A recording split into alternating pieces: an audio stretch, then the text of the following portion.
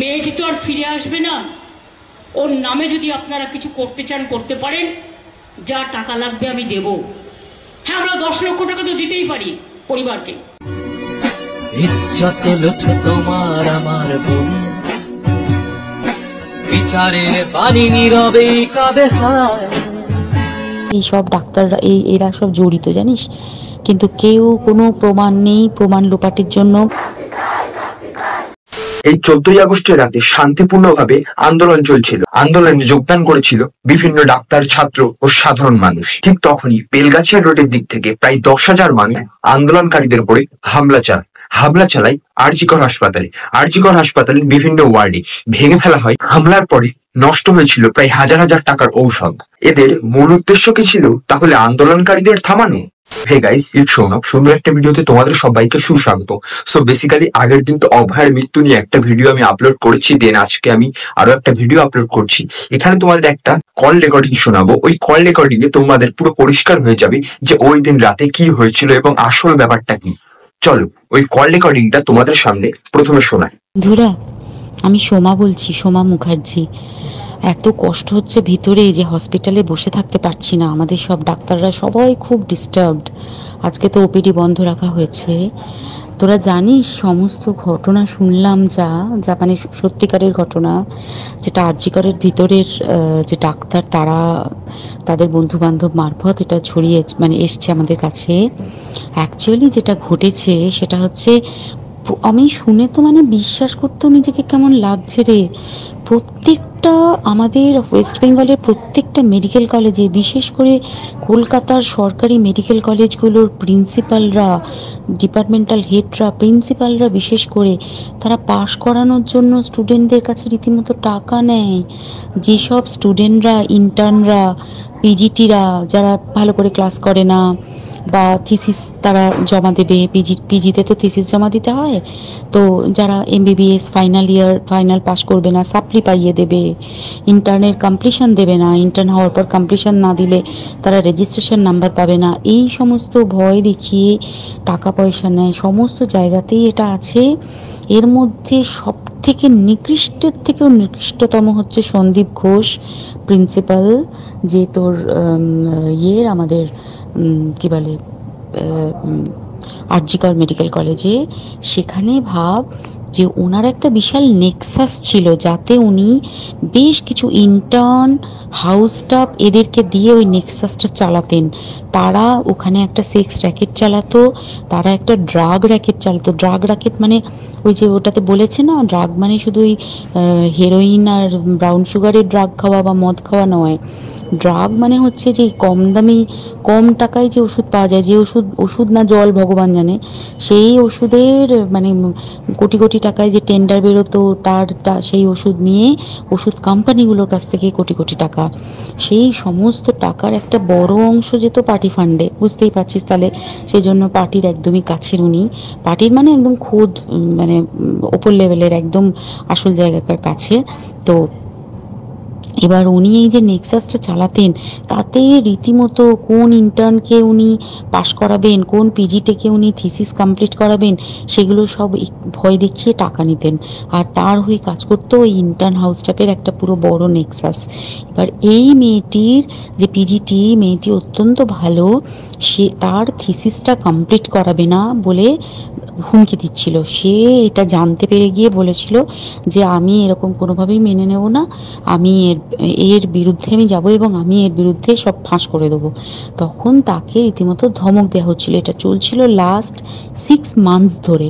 6 মাস ধরে তাকে হুমকি দেওয়া, তার প্রতি মানে বেশি বেশি, প্রথমের দিকে কি করছিল, অত্যাচার করছিল। মানে কিরকম, বেশি বেশি করে নাইট ডিউটি দিচ্ছে, অ্যাটেস্টেজ 36 আওয়ার্স ডিউটি, বেশি বেশি করে নাইট, বেশি বেশি করে খাটানো। এবং এগুলো সব জানে ডিপার্টমেন্টাল হেড, চেস্টের যে ডিপার্টমেন্টাল হেড সেও জানে, সিনিয়র পিজিটিরা সবাই জানে। প্রিন্সিপালের নির্দেশেই হচ্ছে এবং ওনার নেক্সাসের ছেলেমেয়েরাই কাজ করছে। তারা 6 মাস ধরে এটা করেছে, করার পরেও যখন ওকে আটকাতে পারেনি তখন কি করেছে, ওই দিনকে ওরা ঠিক করেছে যে দিনটাতে এই ঘটনাটা ঘটেছে সেদিন কতখানি প্ল্যান্ড এবং গট আপ গেম দেয়। সেই দিন ওই ঘরে ওই সেমিনার রুমে প্রত্যেক দিনই 4 তলার আরও অনেকেই যারা সিনিয়র পিজিটি বা জুনিয়র পিজিটি তারা কিন্তু বিশ্রাম নিতে যেত, অনেকেই ওই ঘরে যেত। সেই দিনকে ও একা ওকে বলেছে তুমি ঘুমিয়ে পড়ো, ওকে একা রেখে এসেছে, বাকিরা কাউকে যেতে দেয়নি, বলেছে ওই ঘরে আজকে ঘটনা ঘটছে, মানে কাজ হচ্ছে, ওই ঘরে কেউ যাবে না।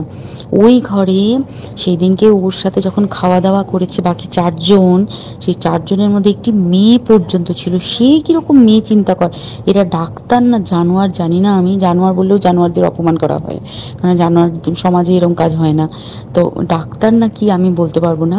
সেই ইন্টার্ন মেয়েটি আরেকটি ইন্টার্নের গার্লফ্রেন্ড, তো তার সাথে ওই পিজিটি মেয়েটি প্রচুর ঝগড়া হয়েছে। ঝগড়া হওয়ার পরে তারা তো হুমকি টুমকি দিয়ে চলে গেছে, দিয়ে তারা বলেছে তুমি ঘুমো। এবার ও তো আর জানে না, ভালো মনে শুতে এসেছে। তারপরে তারা গিয়ে মদরত খেয়েছে, 7-8 জন মিলে চড়াও হয়েছে, এবং তোরা জানিস যে প্রথমে তার হাত দুটোকে দুপাশে 2 জন ধরে রেখেছে এবং সেই কাজে সেই মেয়েটিও সাহায্য করেছে, ইন্টার্ন মেয়েটি। 2 জন ওকে পা দুটোকে টেনে জরাসন্ধের মতো ছিঁড়ে ফেলেছে, মানে ছেঁড়ার মতো করে টেনেছে, যাতে পেলভিক বোন ভেঙেছে, কলার বোন ভেঙেছে, মানে কি বিপর্যস্ত, মানে বিধ্বস্ত, কি নৃশংস অত্যাচার করেছে। ওকে উল্টো দিক করে শুইয়েছে, পিঠের ওপর দিয়ে বুট পরে হেঁটে গেছে, মাথাটাকে এমন থেতলেছে যে মানে স্কাল ফাল রাপচার হয়েছে। এই সমস্ত করার পরে শ্বাসরোধ করে তাকে মেরেছে। মেরে তারপরে আরো যেটা আরো ভয়ঙ্কর, যে একটা মৃত মানুষকে মিনিমাম ডিগনিটি দিতে জানে না, তারা নিচে এসে দেখেছে ওই সঞ্জয় তখন বসে মদ খাচ্ছিল অন্য আরো গ্রুপ ডি স্টাফদের সাথে। সঞ্জয় ছেলেটা হচ্ছে তার কাটা সঞ্জয় বলতো ওরা, ওকে বলে ফল গাই, মানে ওর একটু ওইসব আলুর দোষ আছে, ও যত্রতত্র যখন তখন প্রস্টিটিউট এলাকায় যায়। এবার দেখেছে যে একে দিয়ে যদি একটা রেপ করিয়ে দিতে পারি তাহলে ঘটনার মোড়টা অন্যদিকে ঘুরে যাবে। এইবার ওকে বলেছে যা, সেমিনার রুমে তোর জন্য রেখে এসেছি, যা তুই এবার গিয়ে কাজ করে দিয়ে আয়। ও এসে ওই ডেড বডি খেয়ে রেপ করেছে যাতে তার ভ্যাজাইনাতে সিমেন্ট পাওয়া যায়। তো এবার এই হচ্ছে, প্লিজ আমি নাম করে ফেললাম সবকিছুই, কতজন আমি যে নামগুলো পাঠিয়েছি এই সব ডাক্তাররা, এরা সব জড়িত জানিস, কিন্তু কেউ কোনো প্রমাণ নেই। প্রমাণ লোপাটের জন্য সেদিনকে ওই ইন্টার্ন এবং ডাক্তাররা যে ওইখানের যে বাথরুমটাতে হাত পা ধুয়েছে, রক্ত ধুয়েছে, সেইটাকে তাড়াতাড়ি প্রমাণ লোপাটের জন্য ওই দেওয়ালকে ভেঙে দিয়ে তার মানে ওই বাথরুমের জায়গাটাকেই ভাঙতে হচ্ছে ওদের, ওখানে নাকি ওরা রুম বানাবে। কালকে দেখেছিস তোরা খবরে। আর বেশি বলতে পারছি না, মানে তোরা তো সবাই প্রোটেস্ট করিস, আমরা তো আমাদের দিক থেকে করছি, কিন্তু কিছুই হবে না, পোড়া দেশে কিছুই হবার নেই, শুধু ভেতরে ভেতরে গুমড়ে গুমড়ে কষ্ট পাওয়া। আর আগামী প্রজন্মের যে ডাক্তাররা বেরোবে, তারা যে ইন্টার্ন বা পিজিটি বা এই যাদের কাছে আমরা যাব ভবিষ্যতে, তারা কি ডাক্তার না কি আমি জানি না, কি নিয়ে তাদের কাছে আমরা যাব আর কি করেই বা আমাদের পরের প্রজন্মকে আমরা সুরক্ষিত রাখবো। গাইস, এবার তোমাদের মনে প্রশ্ন জাগতে পারে যে এই কল রেকর্ডিংটা কার। এই কল রেকর্ডিংটা এমন একটা জনের, সে এই আরজি কর হাসপাতালের খুবই একটা ঘনিষ্ঠ একজন। তার এই কল রেকর্ডিং এ সবকিছু পরিষ্কার হয়ে গেছে। তোমরা কি বুঝতে পেরেছো সেটা অবশ্যই কমেন্ট সেকশনে জানাতে ভুলো না। আর এই কল রেকর্ডিং থেকে একটা জিনিস পরিষ্কার হয়ে যায় যে এখানে কিন্তু শুধুমাত্র সঞ্জয় রায়ের হাত ছিল না, শুধুমাত্র সঞ্জয় রায় কিন্তু মেয়েটিকে ধর্ষণ করেনি। আরো একটা পোস্টমর্টমের আরো একটা তোমাদের খবর দিয়ে রাখি, এই অভয়ার শরীর থেকে কিন্তু 150 গ্রাম সিমেন্ট পাওয়া যায়, আর এক একটা পুরুষ 6 থেকে 7 গ্রাম একবারে সিমেন্ট বের করতে সক্ষম। তার মানে বোঝা যায় এখানে প্রায় 15 জনেরও বেশি মেয়েটাকে ধর্ষণ করে। সো তাহলে বুঝতে পারছো এখানে একজনের কিভাবে হাত থাকে, এই ঘটনাটাকে কিভাবে ধামাচাপা দিয়ে এড়িয়ে যাওয়ার প্রচেষ্টা চলছে। এই ঘটনাটা ছিল পুরোপুরি ভাবে পরিকল্পিত, আর এখানে সঞ্জয় রায়কে কিন্তু শেষ পর্যন্ত কিন্তু তাকে ফাঁসিয়ে দেওয়া হয়। এই ঘটনাটি কিন্তু ওপর মহলেরও হাত আছে। ব্যাপারটা তোমরা কল রেকর্ডিং শুনিয়ে বুঝতে পারলে, কারণ এই ঘটনাটা একজনের কাজ না, এই ঘটনাটা কিন্তু সম্মিলিত প্রচেষ্টারই ফল। আর তোমরা ভাবো যে মেয়েটার শরীরে, অভয়ার শরীরে 113টা কামড়ের দাগ, তাহলে ভাবো কি নির্মম ভাবে তাকে হত্যা করা হয়েছে। আর এখন আরজি কর হাসপাতালের প্রমাণ লোপাটের চেষ্টা চলছে, সেই ভিডিওটা তোমাদের নেক্সট ভিডিওতে জানাবো। আর আজকের ভিডিওটা তোমাদের এই যে কল রেকর্ডিং শুনে তোমাদের কি মনে হয় সেটা অবশ্যই কমেন্ট সেকশনে জানিয়ে দিও। মেয়েটি তো আর ফিরে আসবে না, ওর নামে যদি আপনারা কিছু করতে চান করতে পারেন, যা টাকা লাগবে আমি দেব। হ্যাঁ, আমরা 10 লক্ষ টাকা তো দিতেই পারি পরিবারকে, এখানে আমাদের মুখ্যমন্ত্রী কি বলতে চাইছে? একটা নির্মম মানুষ এইভাবে রেপ হয়ে হত্যা হয়েছে, আর সেখান থেকে তিনি 10 লক্ষ টাকার কথা বলছো। সে মানুষটা ফিরে আসবে না বলে এই যে নিরাপত্তা সুরক্ষার অভাবে একটা রেস্ট রুম না থাকার কারণে মেয়েটা যে হত্যা হলো, তারপরে কল রেকর্ডিং শুনে তো ভালোভাবে বোঝাই গেছে মেয়েটা পরিকল্পিত ভাবে হত্যা করা হয়েছে মেয়েটিকে। আর সন্দীপ ঘোষের হাত কতটা আছে সেটা তো তোমরা জানোই। আর সঞ্জয় সেন এখানে একা জড়িত না। সবকিছু জানার পরেও মুখ্যমন্ত্রী কিভাবে বলছে যে মেয়েটার যদি কোনো সাহায্য লাগে 10 লক্ষ টাকা আমরা দিতেই পারি? কিভাবে বলছে এই কথা? তাহলে মুখ্যমন্ত্রী, আমাদের পশ্চিমবঙ্গ রাজ্যের মুখ্যমন্ত্রীর মুখে অন্তত এই কথাটা মানায় না। 10 লক্ষ টাকা দিয়ে কি একটা তরতাজা প্রাণ ফিরে পাওয়া সম্ভব?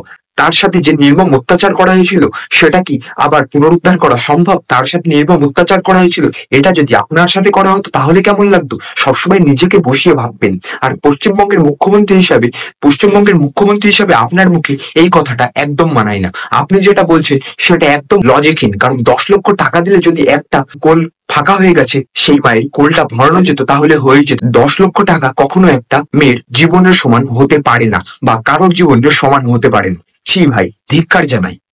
তোমরা ব্যাপারটা তো ফুললি বুঝলে। মানে আজকের ভিডিওতে কল রেকর্ডিং শেয়ার করলাম।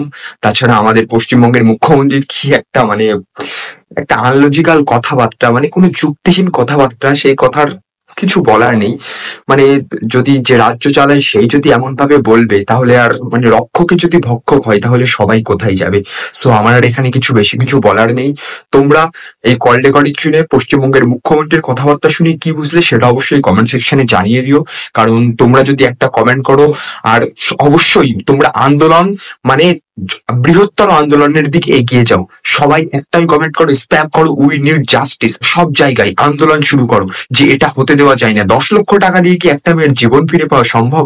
যে চলে গেছে তাকে বলা হচ্ছে 10 লক্ষ টাকা দিয়ে, তার নিরাপত্তা সুরক্ষা এইগুলো না দেখে আবার 10 লক্ষ টাকা দেওয়ার কথা ভাবা হচ্ছে। সন্দীপ ঘোষের মতো মানুষ সে তখন বলছে যে মেয়েটা ওই টাইমে সেমিনার রুমে যাবে কেন? এটা কোনো কথা? তার সাথে মুখ্যমন্ত্রী আবার এই কথা জুড়ে দিচ্ছে, তাহলে কি হবে বলো? পশ্চিমবঙ্গের মুখ্যমন্ত্রী যদি এমন ভাবে বলে, আমার আর কিছু বলার নেই। সো গাইস, আজকের ভিডিওটা জাস্ট মানে তোমরা শুধু জাস্ট শেয়ার করো, এত পরিমাণ শেয়ার করো সবাই আন্দোলন মুখর যাতে হয়ে ওঠে।